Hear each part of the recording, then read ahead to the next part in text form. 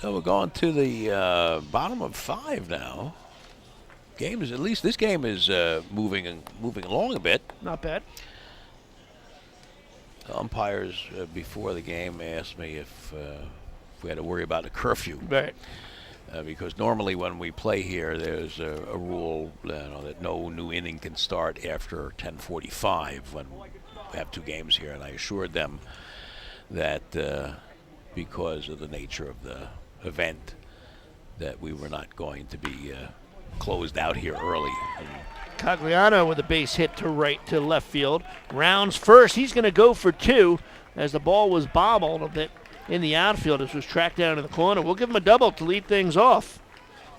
So Sheridan, who comes in and can't stand prosperity like all the other pitchers tonight, immediately throws some gasoline on the fire by giving up a leadoff double. And now Jared Richter, number 11, will step in. He struck out swinging back in the second, his first plate appearance. Swung on and missed. He steps out of the bucket on that high fastball. 0-1 the count on Richter. Richter from the Manhattan Expos. Manhattan Expos, first year in the league. They are part of a team that has been in the league for many years. What happened is, teams beget other teams, so to speak, and managers will take a year off and somebody else will take over and they'll change the name of the team. And that's what happened in the case here. 1-2 the count on Richter. As would love to hit the ball to the right side and maybe advance the runner over to third.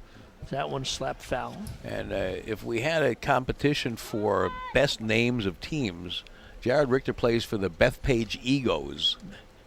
And but they changed their name. Their name used to be the Golden Egos, which is a play on Golden Eagles, which is the nickname for Bethpage. And they do have a number of players who were either school teachers there or alumni. As Richter goes down looking, swinging. Struck out twice. Goes down looking, I'm sorry. And this is Giacomo Antonio, who will get the award for at least the best, most lyrical last name. Used to be Marcello Guluzzo, who was also playing here, if you remember. But I know over the years that I've always said this, my favorite baseball name of all time, being announced at a stadium after this pitch, outside 2-0. It was at Yari Park. Who played at Yari Park? Montreal Expos. And who was the catcher? Besides Gary Carter? John Buccabella. And that was how he was announced. I do remember that, but yeah. That was one of the great. I used to love listening to a baseball game, Met game on radio, and in the background. You hear it in French. They would be announcing. They would announce. Don't say yo. Jean, whatever. Giacomo Antonio thinking that was ball 4, but it's not. 3-1. Home plate umpires do not. They don't like it. Like that strolling off towards the direction of first base on 3-0 or 3-1 pitches that are close. And the count goes full. And it's an all-star game. You don't want to walk. Yeah, exactly. Get up there, get your swings in. Take some pitches. Give us some. Get some FaceTime up there. Sometimes I really wonder my baseball knowledge because as a kid, just having baseball cards and everything without the internet, ball hit up the middle, nice play at short, not enough time. As Giacomo Antonio, good speed. Yeah, he flashes some speed there. So it's now first and third with 1 away. Well, they're threatening to add on. Yeah. Here in the 5th. I think that's something kids miss today, though. I don't know. I just don't know when they're looking at stuff online all the time. They don't appreciate the collective. Yeah, I'm fortunate. My son is 25, so he is old enough to have been during the baseball card era as a kid, and still has a collection, dating back to back to the year he was born, because it was one of the things that, when you get a little older, you want to see, and you first start getting interested in baseball players, you want to see who was playing when you were born. 87 was not a good year for Topps baseball. He was born. He was born in '86. So. How old is he? He's 25. He'll be 26 in November. So, okay, Giacomo Antonio on first, and he's going. And see if they throw through. They do. And the they throw do. cut off. And that's going to cost them. They get him in a run. rundown, but they'll score the run as Cogliano comes in and scores. And this is going to be one of those rundowns. Giacomo Antonio is fast, but not fast enough. But fast enough to have allowed them to steal a run on him. And that makes it 5-3. 5-3. Clears the bases and 2 out. But Sheridan's given up a run to pad the lead. Torres still slightly. At the plate.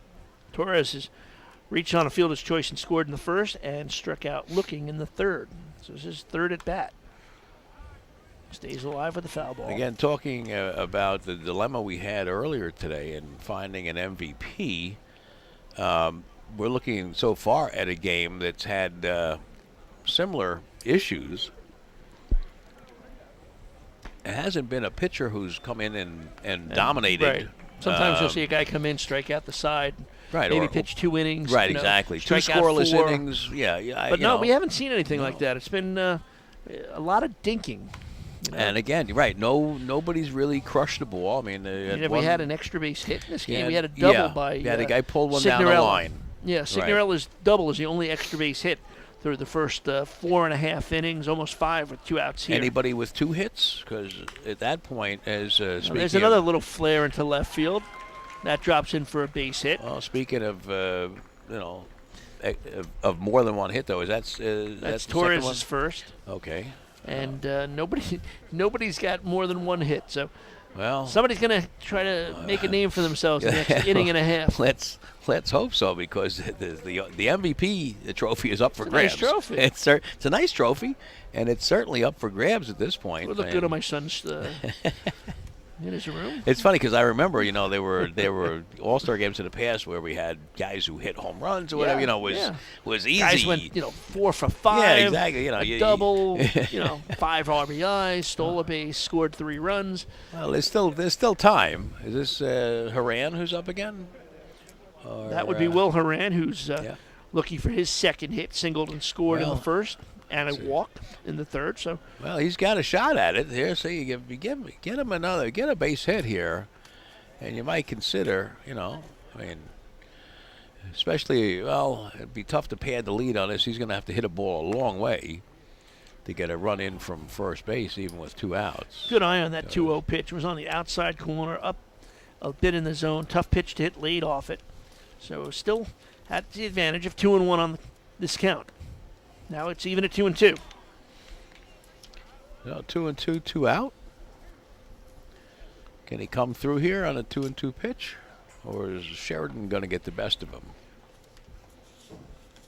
Pitch in the dirt, gets by the catcher. Well, now Torres will go to second. Okay, now you've got a situation where Haran has got an opportunity here to put himself in the running for game MVP, because a base hit here will score Torres. 2 outs, he'll be off on contact, and he's got enough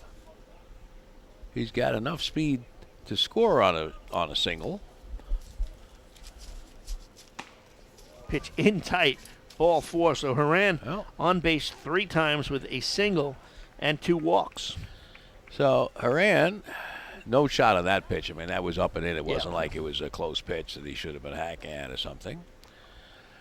Now Steve Goldman, who's 1 for 2 with an RBI single in the first. Goldman, here's another guy you could consider, because he was pressed into service. He's their only catcher, so he's he will have, at this point, barring something unusual, will have caught the entire game, and which is somewhat unusual in an all-star game. Usually, like with most positions, you'll have a couple of guys, but it was one of those odd things where we wound up with nobody else who was a catcher on the Western Division. And that ball lifted into left field, hooking foul down the line, and running out of room as the left fielder. Goes over the fence and out of play. 0-1 the count on Goldman. He hit that one a long way out in front on it.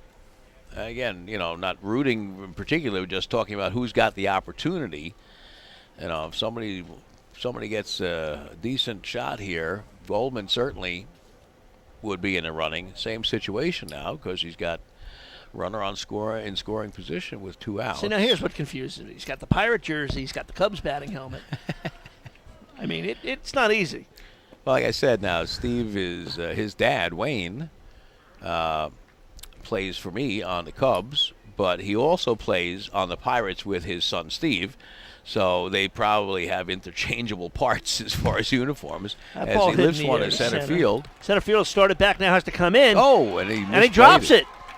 1 run will score. On his way to third is Haran, and on the error, Torres scores. It was a long run for the center fielder, Galbraith, I believe. And he was there. He started back on the ball, first mistake. But then he came in, got his glove on it. Looks like he should have had it. Drops free. Torres comes around to score. Haran to third. Goldman hustles down to first. And it's another run this inning. It's now 6-3. Take a look at it and see. I think he actually overran it coming in. He started back. Now he says, uh-oh, comes in. He just missed it. Yeah. Was kind of in between. Should he do a basket catch? Should he catch it you're in right. front? It almost looked like he wasn't sure which way to try to catch that ball. So it's now 6-3. And Pratt has a chance to pad the lead here. Pratt 1 for 2 with a single and a strikeout. So it looked like Sheridan would be out of the inning unscathed, but not the case. Inside pitch off the hands, fouled back against the screen, 1-1.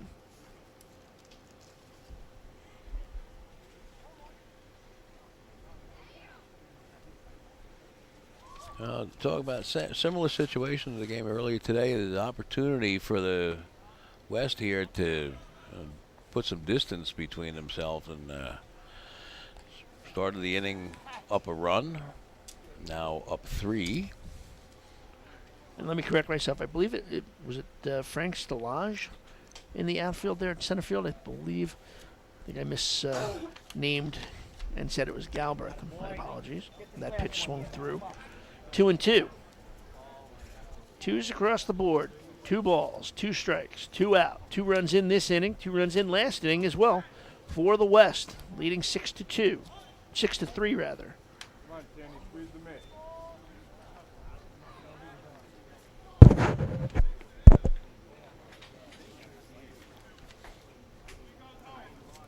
Not holding on, Goldman at first.